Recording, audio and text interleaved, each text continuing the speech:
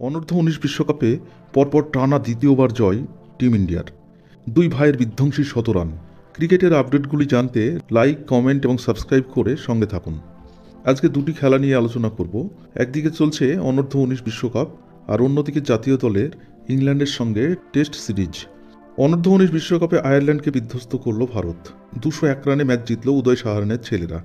টানা দ্বিতীয় ম্যাচে তারা পরাস্ত করল আয়ারল্যান্ডকে। বিশ্বকাপের প্রথম ম্যাচে 84 রানে বাংলাদেশকে হারিয়ে বিশ্বকাপের যাত্রা শুরু করেছিল টিম ইন্ডিয়ার ছেলেরা, আর এবার দ্বিতীয় ম্যাচে আয়ারল্যান্ডকে হারালো।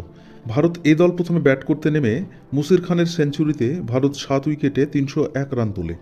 মুশির খান 106 বলে 118 রানের একটি দুর্দান্ত ইনিংস খেলেন। এই সেঞ্চুরিতে তার 9টি বাউন্ডারি এবং 4টি ওভার বাউন্ডারিতে সাজানো ছিল। এই সময় ভারতের রান ছিল 2 উইকেটে 80 রান।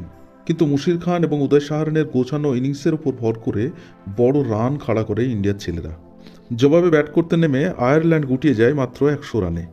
ভারতীয় বোলারদের মধ্যে নমন তিয়ারি 4টি উইকেট নেন এবং সাওমি পান্ডে 3টি উইকেট নেন। মুশিরের এই বিধ্বংসী ইনিংসে খুশি সকলেই। এই মুশিরকে জানেন? সে হলো সরফরাজ খানের ভাই। সরফরাজ খানও ইংল্যান্ড লায়ন্সের বিরুদ্ধে ভারত এ দলের হয়ে 160 বলে 161 রানের একটি বিধ্বংসী ইনিংস খেলেন। তাই জোড়া খুশি মুম্বাইয়ের খান পরিবারে, কারণ একই দিনে 100 রান দুই ভাইয়ের। ভারতের টেস্ট দলে মুম্বাইয়ের ব্যাটার সরফরাজ খান কবে সুযোগ পাবেন তা নিয়ে প্রশ্ন রয়েছে ক্রিকেট প্রেমীদের। সম্প্রতি ইংল্যান্ডের বিরুদ্ধে খেলতে নেমেছে টিম ইন্ডিয়া। সেখানে বিরাট কোহলি ব্যক্তিগত কারণে না খেললে তার জায়গায় একাধিক নাম উঠে আসে, আর সেই তালিকায় সরফরাজ খানও ছিলেন। কিন্তু শেষ পর্যন্ত রজত পাতিদারকে দলে সুযোগ দেয়। সরফরাজ খান ইংল্যান্ড লায়ন্সের বিরুদ্ধে 4 দিনের বেসরকারি টেস্টে 100 রান করে আরও একবার সেই প্রশ্নই তুলে দিলেন।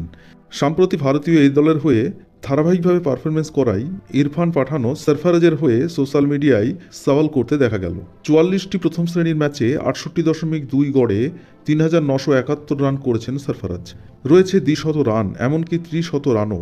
সরফরাজের পরিসংখ্যানে একটি স্ক্রিনশট পোস্ট করে ইরফান লেখেন, যদি এই পরিস্থিতিতে আপনি থাকতেন এবং এর পরেও টেস্ট দলে সুযোগ না পেতেন তাহলে কি ভাবতেন? অন্যদিকে চলছে ইন্ডিয়া ইংল্যান্ড টেস্ট সিরিজের প্রথম ইনিংস। স্পিনারদের দাপটে ইংল্যান্ডকে মাত্র 246 রানে অল আউট করে দিলেন ভারতের বোলাররা। 3টে করে উইকেট নিয়েছেন রবিচন্দ্রন অশ্বিন ও রবীন্দ্র জাদেজা, আর 2টি করে উইকেট নিয়েছেন জসপ্রীত বুমরা এবং অক্ষর প্যাটেল। জবাবে ভারত ব্যাট করতে নেমেই ভালোই শুরু করেছিলেন রোহিত শর্মা এবং যশস্বী জয়সওয়াল। রোহিত শর্মা 24 রান করে জ্যাক লেসের বলে আউট হয়ে সাজঘরে ফেরেন।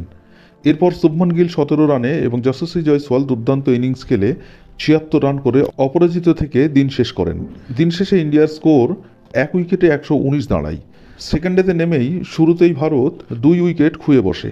রুটের বলে যশস্বী জয়সওয়াল 80 রান করে আউট হয়ে যান এবং শুভমন গিলও 26 রান করে আউট হয়ে ফেরেন। এরপর KL রাহুল নেমে নির্ভরযোগ্য এক 86 রানের চমৎকার ইনিংস উপহার দেন। অবশ্য শ্রেয়াস আয়ার নেমে 35 রান করেই থেমে যান। এরপর সামাল দেন রবীন্দ্র জাদেজা। যেমন বলেও করেছেন তেমনি ব্যাটেও করেছেন অসাধারণ। বল করে নিয়েছেন 3টি উইকেট এবং ব্যাটিংয়েও তিনি 81 রান করে অপরাজিত রয়েছেন। নবগত শ্রীকর ভরত 41 রান করেই থেমে যান। শেষ পর্যন্ত জাদেজা 81 রান এবং অক্ষর প্যাটেল 35 রান করে অপরাজিত রয়েছেন। দিন শেষে দলের রান দাঁড়ায় 7 উইকেটে 421। ফলে বড় রানের লিড পেল ভারত। এখন ইংল্যান্ডের থেকে 175 রানে এগিয়ে ইন্ডিয়া। হাতে এখনও 3 উইকেট। শনিবার আরও রান তোলার লক্ষ্য নিয়েই নামবে ভারত।